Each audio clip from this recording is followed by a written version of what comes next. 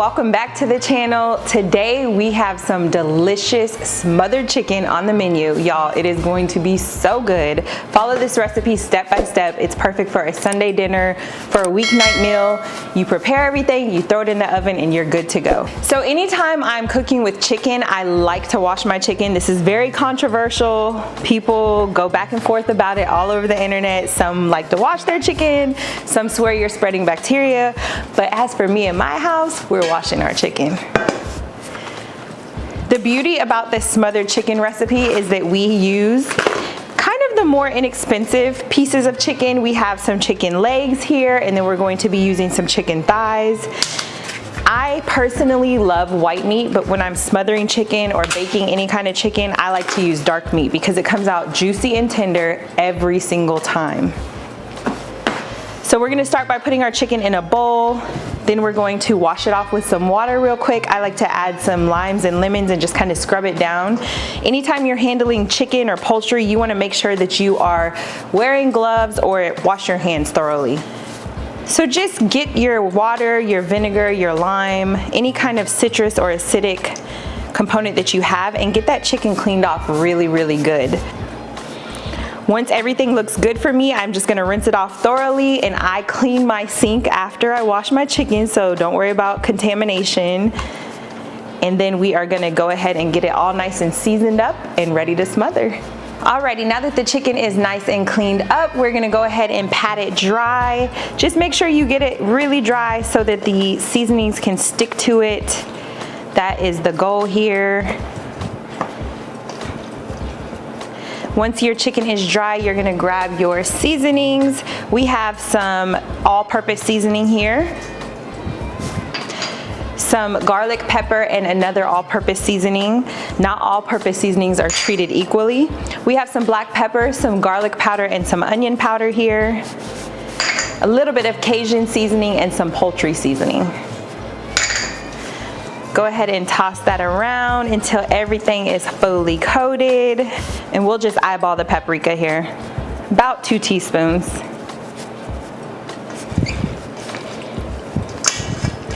Usually when I'm cooking, I like to keep one clean hand, but since I took that other glove off, we'll go ahead and just mix this chicken up, and then I'll take this off so that we can move on to the next step, which is gonna be searing our chicken. We're gonna give it a nice sear to put some color on it and get that moisture and flavor locked in. Okay, so you're going to get your skillet heated up to medium-high heat. Grab yourself some avocado oil, or you can use some olive oil. I like to use avocado oil anytime I'm trying to get a nice sear on something because it has a really high smoke point, which means that it will keep the heat and allow you to sear something and lock it in versus burning. Once we get that oil nice and heated up, we're gonna go ahead and add our chicken. And the point here is to get the chicken nice and seared, get a nice brown on it to lock in that flavor. And if your chicken doesn't look like this by the time you are done, you didn't season it good enough. You gotta see the color on that bad boy. To me, color on any kind of food that you're eating or preparing means that it's seasoned very well. Alrighty, now that your oil is heated up, you could see the bubble in your pan when you add it to the oil. Go ahead and add your chicken. We're gonna get a nice sear on it. Do not overcrowd the pan because the point here is just to get a nice brown. So we'll do it in batches, depending on how big your pan is. Just don't overcrowd it. Alrighty, once you get this nice brown on your chicken like so, you're gonna go ahead and flip it over. Look at that, that's what we're looking for. We want that brown, juicy, crispy, crusty chicken. That's what you want. It's not burnt. You just got that flavor nice and locked in. That's what you want, that locked in flavor, just like that.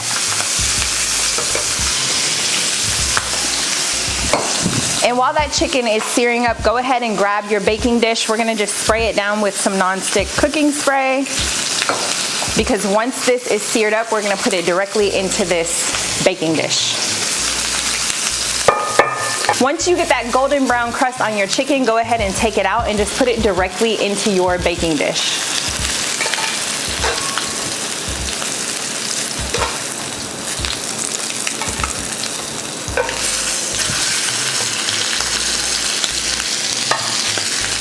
All right, y'all, so what we are going to do now that we have our chicken seared off nicely, we are going to cut up some green bell pepper, half of a yellow bell pepper, and a red bell pepper, and half of an onion as well. We're gonna get that just sliced up, and we are going to add this directly into our baking dish with the chicken and the broth. It just adds a nice layer of flavor. Anytime I can add fresh bell pepper and onion to a dish, I'm gonna add it. It adds some good flavor. And I have a clean bowl over here. I'm just gonna add all of my prepped veggies right into the bowl. That way when we're done with the chicken, we can add it right over the top. Then when we go back after the chicken bakes and it's nice and tender, it's gonna be fork tender, you guys. We are going to make a gravy with it, and these peppers add a delicious, delicious layer of flavor to the gravy.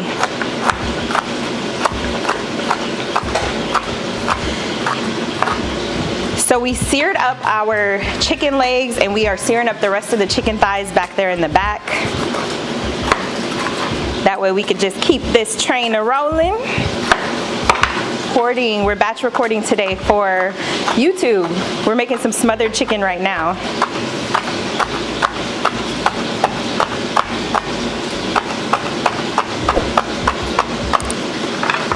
All right, so we got our red, our green, and our yellow bell peppers all nice and thinly sliced here. If you want to chop them, you can chop them. If you want to use, I don't know if you know, but they have some pre-packaged in the frozen vegetable section. They have frozen chopped bell peppers already. And if you want to use those, feel free. It'll make your life easier. For sure. I use them all the time, actually. The frozen ones. It's the closest you can get to fresh, actually. And it saves you a ton of time. So head to your frozen vegetable aisle and grab yourself a bag of pre-sliced bell peppers and onions, and thank me later. So we got the rest of our chicken nice and seared up. Once you see this color on your chicken, you are good to go, baby. Add it to your baking dish. And it's okay if your baking dish gets a little crowded, because what we're gonna do here is get this chicken nice and smothered and covered and tender. It's gonna bake in the oven for about an hour and a half. Y'all, it smells so good in here. I wish you could smell it. And we want all that goodness. I'm even gonna go back with our chicken broth and get all this fond out of the bottom of the skillet, and we're gonna pour that right into our pan. I poured that chicken broth directly into our skillet that we seared the chicken in. That way I could get all of the flavorful bits right out of the bottom of the skillet. We poured it over the top of our chicken, and now you're just gonna add your bell peppers and onions right over the top. Y'all, I wish you could smell this kitchen. It smells so good in here, you guys. We're gonna cover this with foil. We're gonna put it in the oven at 375 for about 45 minutes, take it out, check it, and then we'll take the foil off and bake it an additional 30 minutes. Alrighty, it's been about 45 minutes. We are going to check our baked chicken, baste it up. Ooh, y'all, it smells so good. Look at this chicken. We're basically just gonna take this juice and put it all over this chicken. For this next 45-minute bake, we're gonna keep the foil off and just let the chicken continue to simmer in its own juices. It's already cooked through, but we want it to be super, super tender. I'm also gonna take some of this juice out so that I can make a gravy with it. So we're just gonna take a little bit out and add it to a separate bowl.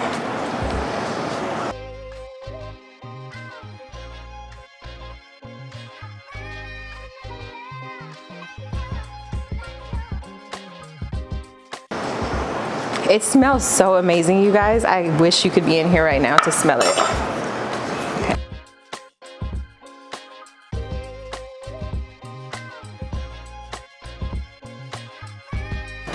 Okay. Okay, so we are going to make some gravy to go over our smothered chicken, Our chicken is done. It's looking good. It's nice and tender and juicy. We took that juice right out of the chicken and we just added some flour right into the broth that the chicken cooked in, and we're gonna put it over the stove top on medium high and let it heat up and thicken up. That's what the flour is for. We're just gonna whisk it up to get all the lumps out. If it stays lumpy, like if your broth is still way too hot, it's actually gonna cook the flour when you put it in there and turn it into little dough balls, and you don't want that. So let your broth cool down as much as possible before you add the flour. If not, you'll have to sift it through a fine mesh strainer. You see how we don't have any more lumps and bumps in here? We just have the nice, it's already kind of thick. We're just gonna heat it up. Nice and smooth. Like I said, if you don't let your broth cool down enough, it's gonna be kind of thick and you don't want that. I'm sorry, it's not gonna be thick. It's gonna make the flour turn into balls, into dough balls, and we don't want that. So let it cool down, then you're gonna pour it into your sauce pot and just stir it around a little bit and let it thicken up for about 2 to 3 minutes.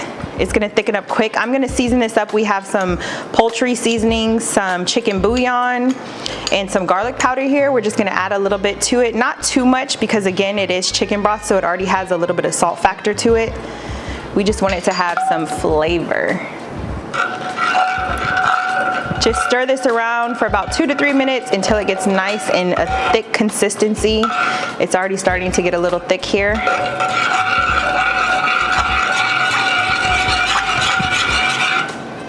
Y'all, this is our smothered baked chicken. We're gonna add our gravy right over the top. This is what we call comfort food at its finest, Sunday dinner, whatever you wanna call it. It is so delicious, fork tender goodness. You guys have to try this recipe. Thanks for stopping by. Make sure you come back, subscribe to the channel, and like and share this video.